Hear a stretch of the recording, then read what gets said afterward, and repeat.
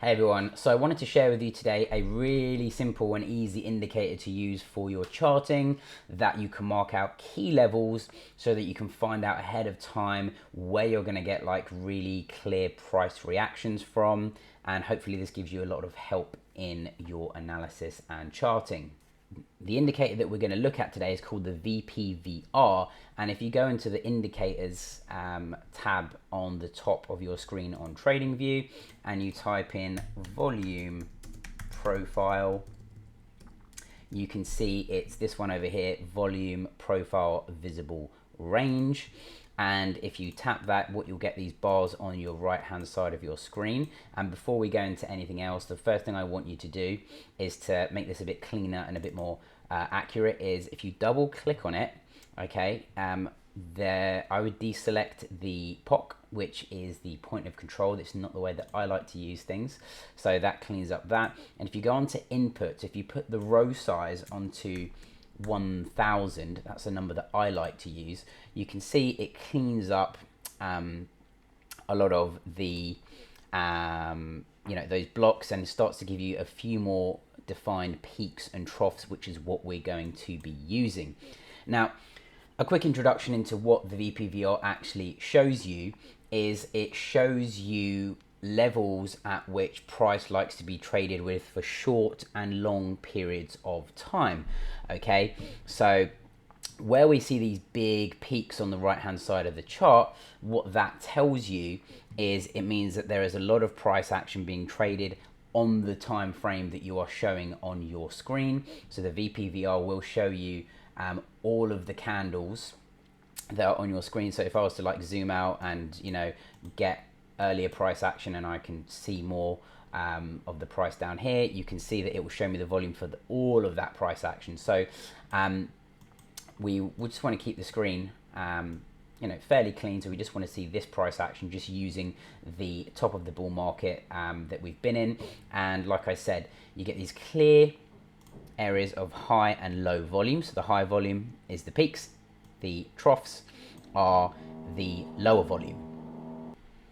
Now the low volume tells us areas where price doesn't like to hang around for a long time. So we've marked out these sort of key areas over here, and you always want to mark out the most obvious areas. So you don't want to pick out like these small areas of low volume over here. That's probably not going to give you a clear idea and shifts in trends and market structure. So let's pick out the most obvious ones.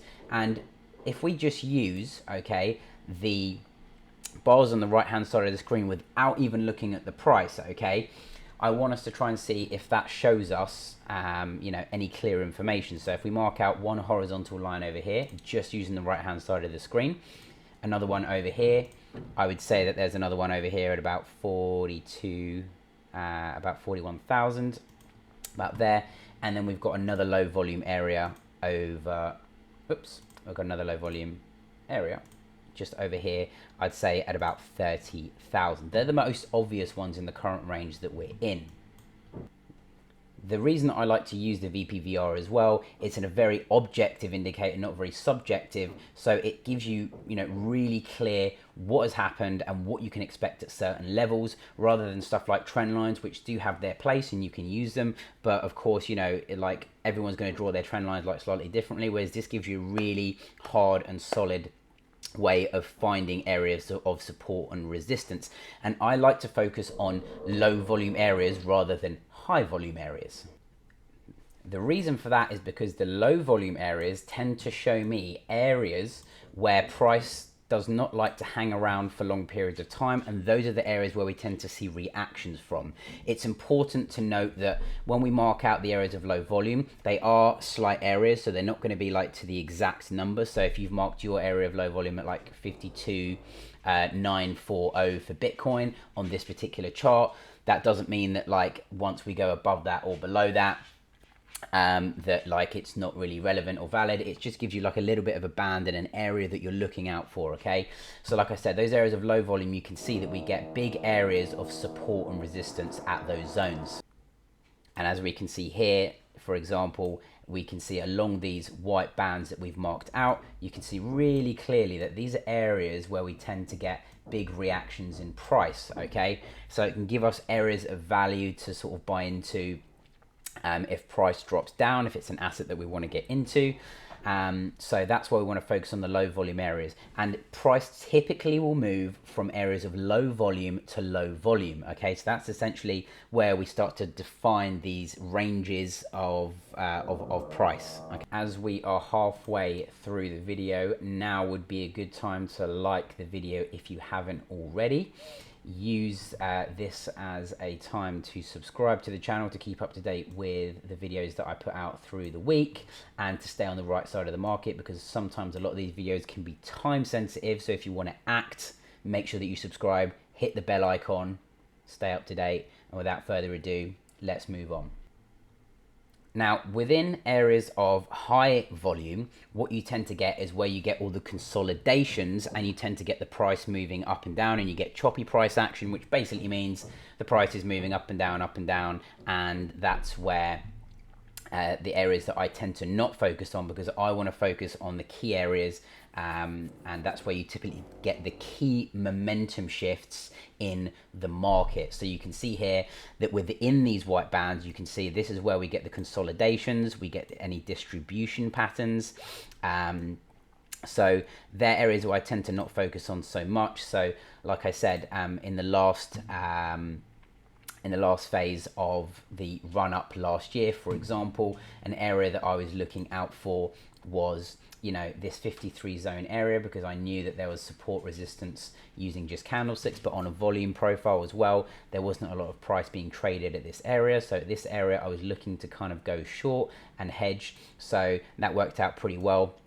And you can see again, just in the past, that whenever we hit these white lines, they tend to play out really nicely. And it's important to note that what those low volume areas do show you is, when I mean price reaction, what I mean is that we typically get big bounces or big rejections from those areas, or we typically tend to slice straight through. So for example, at these white lines, historically, that typically tells us that we don't like to trade at those areas for very long periods of time. So like people, for example, you know, when we get down to, let's say, I don't know, 42,000, okay, is that price doesn't hang around there for very long. So if we move straight down and we don't see bounces at those areas, it means that we're likely moving down to the next level. So that's why I always talk about moving from areas of low volume to low volume, and anything in between that is a lot of consolidation patterns that are within the white bands that I've marked out, which are within you know, those